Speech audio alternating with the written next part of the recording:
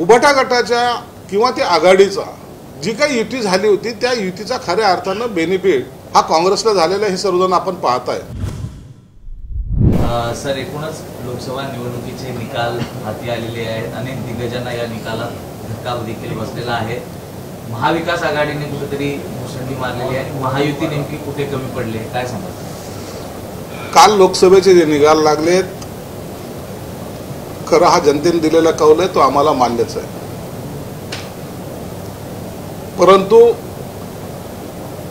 आम्हाला इतरांवर टीका करण्यापेक्षा आमच्या काय चुका झाल्यात हे आम्हाला दुरुस्त करणं गरजेचं वाटतं। खऱ्या अर्थानं आमच्या युतीमधल्या जागा वाटपाच्या मध्ये जो केंद्रबिंदू होता तो होता सर्वे। त्या सर्वेच्या नावाखाली अनेक सीटा ज्या काही आता थोड्या बहुत बदलल्या गेल्या त्याच्यामुळे सुद्धा एक लॉस हा आम्हाला झालेला आहे हे मी स्पष्टपणे मान्य करतो। यांनी एक सर्वे आणला, त्यांनी एक सर्वे आणला, तो सर्वे असा म्हणतो, तो सर्वे असा म्हणतो, आणि त्या सर्वेच्या याच्यामध्ये जो आम्हाला थोडासा ओव्हर कॉन्फिडन्स झाला होता ना त्यामुळं आम्हाला बसलेला हा फटका आहे असं आम्ही मानतो। जागा वाटप झाल्यानंतर सुद्धा शेवटच्या क्षणाला जेव्हा उमेदवाराला कमी वेळ मिळतो त्यावेळेला त्या मतदारसंघापर्यंत पोहोचण्यापर्यंत अनेक काही राजकारण घडलेलं असतं आणि त्याच पद्धतीने तर राजकारण घडलं नाही ही आमची बाजू आहे, परंतु स्पष्टपणे बोललं पाहिजे। कधीतरी या गोष्टीचा सुद्धा चर्चा याच्यावर झाली पाहिजे असं मत असल्यामुळं मी या गोष्टीवर बोललोय। राहिला निकालाचा प्रश्न तर निकालाच्या प्रश्नामध्ये फक्त आम्ही जे काही सीटा लढवल्या होत्या जवळपास 15 सीट लढवल्या तर 7 सीट जिंकल्यात। त्या मानाने आमचा स्ट्राईक रेट हा अत्यंत चांगला आहे, इतरांपेक्षा निश्चित चांगला आहे। उभाटा गटाच्या किंवा त्या आघाडीचा जी काही युती झाली होती त्या युतीचा खऱ्या अर्थानं बेनिफिट हा काँग्रेसला झालेला हे सर्वजण आपण पाहताय। ज्यांची एक जागा होती ती जागा ही तो आमदार असताना माणूस आमच्याकडे होता, नंतर तो काँग्रेसकडे गेला, त्यावेळेला खासदार ते वारले दुर्दैवानं, त्यांच्या नंतर ती एकमेव जागा, त्याच्यानंतर आता काँग्रेसचे आलेल्या 13 जागा किंवा राष्ट्रवादी शरद पवारांच्या आलेल्या या 8-9 जागा खऱ्या अर्थानं या युतीचा जो काही फायदा झाला असेल, या आघाडीचा जो काही फायदा झाला असेल या दोन पक्षांना झालेला आहे। म्हणून इतर लोक काहीतरी आम्ही काही चमत्कार घडवला अशा आविर्भाव जे आहेत त्यांनी इतर जे झोपलेले होते ज्यांचं अस्तित्व शून्य झालं होतं त्या लोकांना जिवंत करण्यामध्ये त्यांनी त्यांची ताकद खर्ची लावलेली। तुम्ही जर पाहिलं तर काँग्रेस असेल की राष्ट्रवादी शरद पवारचे असतील, त्यांनी ज्या ठिकाणी उभाटाचे सदस्य होते त्या ठिकाणी मनापासून काम केलं नाही हे त्या ठिकाणचे उमेदवार सुद्धा तुम्हाला सांगतील। आणि ज्वलंत उदाहरण जर पाहिजे असेल तर सांगलीचं उदाहरण आपल्या सर्वांना माहिती। त्या ठिकाणी विश्वजित कदमांनी त्या स्टेजवर जे सांगितलं होतं, तुम्ही तिकडचे वाघ असाल पण इकडचे वाघ आम्ही आहोत आणि इथं आमचीच चालणार, याच धर्तीवर त्यांनी अपक्ष उमेदवारांना केलेला सपोर्ट, राष्ट्रवादीने सुद्धा त्यांना केलेला सपोर्ट, ती सीट निवडून आली अपक्ष म्हणून। उभाट्या गटाने जे काही 22 जागा लढवल्या होत्या त्यापैकी जर असा जर विचार केला तर त्यांच्या आलेल्या 9 जागा, म्हणजे हे 13 सीट कशा पडल्या याचं खऱ्या अर्थानं चिंतन मनन करायला पाहिजे, परंतु त्या मनस्थितीत ते आता नाहीत। आता आदरणीय, वंदनीय, पूजनीय, हृदय सम्राट राहुल गांधीच्या दर्शनाला सर्वजण जातील, मोठा बुके राहतील हातात, बुके देतील आणि आता ह्यांच्या ह्या दिल्ल्या वाऱ्या या सुरू होणार आहेत। जे इतरांना नाव ठेवत होते आता ते दिल्लीचे वारे करायला आता सज्ज झालेले आहेत। मग सरकार कुणाचं बनायचं, कसं बनायचं ह्या सगळ्या मागण्या किंवा जे आपले विचार त्या ठिकाणी ते मांडतील, परंतु एक निश्चित आहे, जनतेने या लोकसभेच्या निवडणुकीमध्ये जो कौल दिलेला आहे तो नम्रपणे आम्ही मान्य करतोय।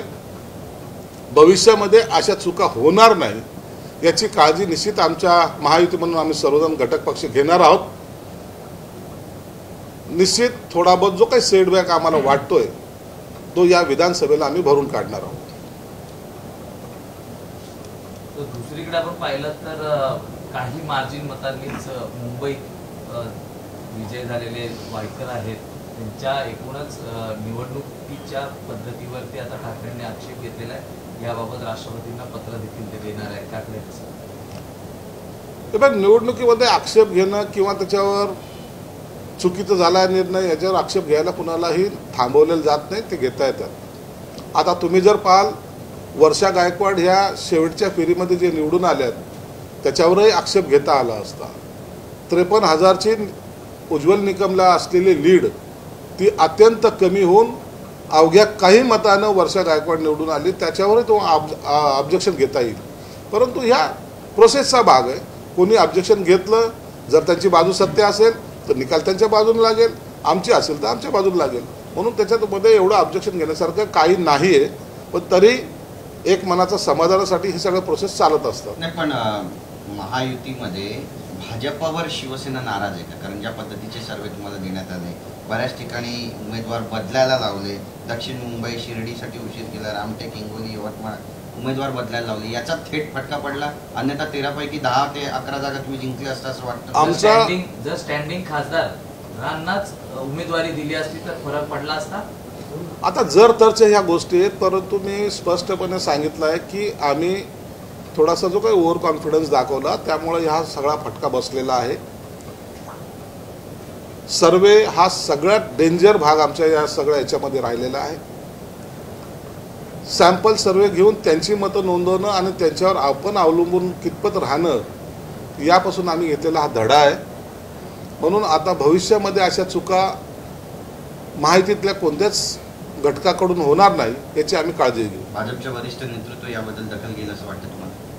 निश्चित सगळेजण दखल घेतील, कारण की हा जो पराभव जो आहे तो प्रत्येक पक्षांना लागू असतो. म्हणून भाजपचे मला वाटतं आजच त्याबद्दलची बैठक त्यांनी आयोजित केलेली आहे. आमची बैठक लवकरच उद्या होईल.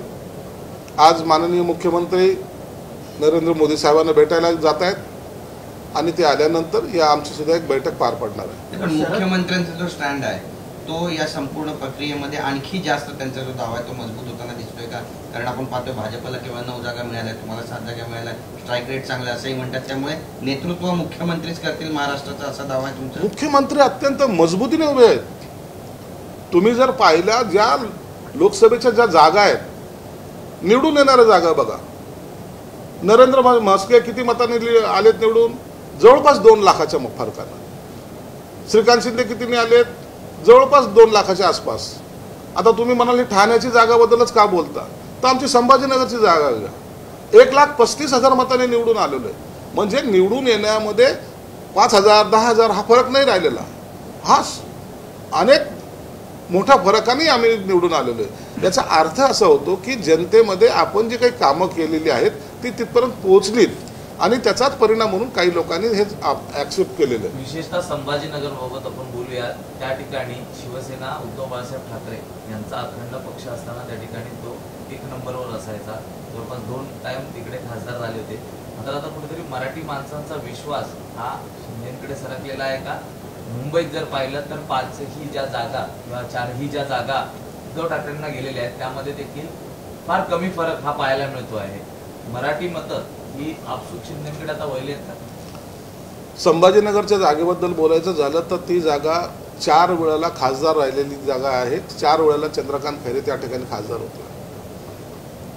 असं असताना ती जागा जेव्हा आमच्या काळातली त्याच्या मागचे कारणं अशी आहेत की शिवसेना प्रमुखांनी त्या भागामध्ये रुजवलेले त्यांचे विचार आणि त्या विचाराला अनुसरून आम्ही सर्व कार्यकर्त्यांनी केलेली कामं. आजही आम्ही कालही बोललो, संभाजीनगरची जागा जी निवडून आली, जी शिवसेना प्रमुखाचं आवडतं जिल्हा ज्याला म्हणलं जायचं तो संभाजीनगर होता. आणि गेल्या वेळेला एका चुकीमुळं दुसरा झेंडा तिथं फडकला. आम्ही तो झेंडा उतरून शिवसेना प्रमुखाला अपेक्षित असलेला भगवा झेंडा त्या ठिकाणी फडकवला आणि त्याला सर्व जनतेने भरभरून साथ दिली. याचाच अर्थ असा होतो की हिंदुत्वाचा जो बेस आहे तो घेऊन आम्ही वाटचाल करतोय आणि त्या वाटचालीला त्यांनी जनतेने दिलेली ती साथ आहे. मुंबईमध्ये जर तुम्ही पाहाल तर मुंबईमध्ये अनेक छोट्या फरकानं वर्षा गायकवाड किती मताने निवडून आले किंवा विनायक राऊत किती मताने निवडून आले, हे जर असं पाहिलं, ह्या अत्यंत तुटपुंज्या फरकाने काही सीटा निवडून आलेल्या. अरविंद सावंत, विनायक राऊत का अरविंद सावंत, दोन्ही जोडी एकच दिसते. म्हणून ते आले तर अनेक कमी मताने निवडून आलेले, आणि म्हणून लोकांचा कल आमच्याकडे. परंतु गणित ह्या निवडणुकीमध्ये जे यांनी करायचा प्रयत्न केला, दलित मुस्लिमाची मतं घेण्याचा जो काही प्रयत्न केला, राज्यघटना बदलतायत, हा जो बागुलबुवा त्यांच्या समोर जे आणला, त्याला काही लोक जी बळी पडले, त्यामुळं यांच्या विजयाकडे जास्त मार्ग यांचा सुकर झाला होता. परंतु ठीक आहे, काही काळ हे चालतं, परंतु भविष्यामध्ये पुन्हा यांना रिव्हर्स हे जावंच लागेल. सर, संजय राऊतांनी भविष्यवाणी केली, ते म्हणतात चंद्रबाबू नायडू हे एनडीए सोबत जाणार नाही. संजय राऊत आहे, आता तो नॅशनल लीडर आहे. कोणत्या मतदारसंघातून निवडून आला तो?